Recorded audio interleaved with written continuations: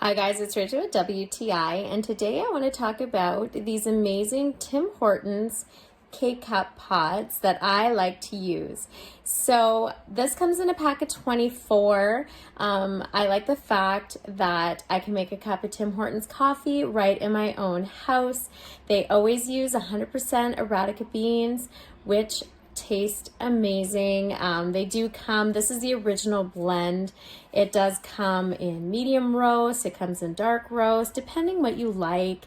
You can get all their other flavors as well. I prefer the original blend, of course, because it's just that classic taste of a Tim Hortons coffee.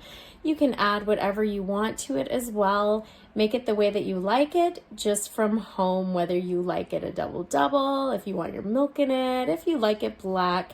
It just tastes amazing. It goes into your machine perfectly. It pours out your nice dark cup of coffee. You're able to put it in your coffee cup, sit back, relax, and just enjoy the taste of your Timmy's cup. But that's my point of view.